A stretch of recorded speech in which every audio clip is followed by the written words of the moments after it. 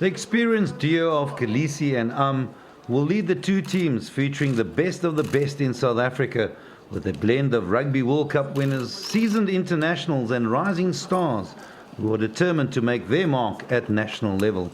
We wanted to make sure that we bring in some couple of youngsters, the promising youngsters that everyone has been talking about. You talk about the likes of Mzwandile, Erasmus and Jeremy Ward, the guys that have been through also our junior systems, so we wanted to give those guys also a great run and a fair opportunity also, even during the week, like the other gentlemen, Rassie and Jacque, explained earlier in the week, where everything that we are presenting during the week, is to also give the guys some light on how to become a Springbok, and also those players so that they understand the standard, So also having the guys like Deon and Siya around them and the likes of Bongi, the guys that have been there also in the World Cup.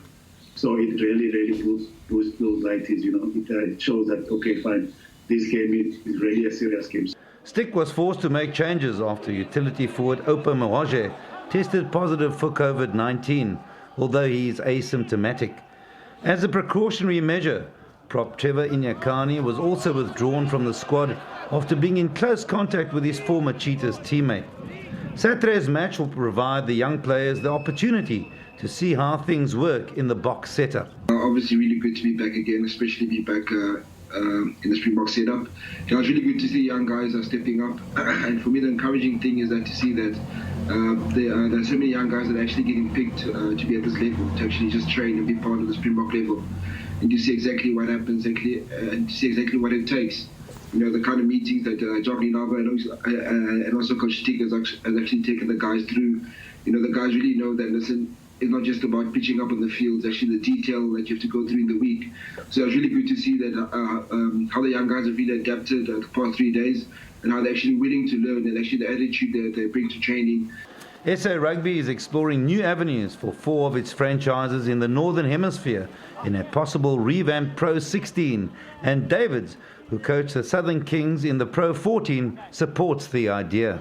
I think it's a very good competition. It's a very challenging competition. You're playing week in and week out against different cultures, different countries, and then also you're playing against different coaching minds on different surfaces. So it's a tough and a very challenging competition.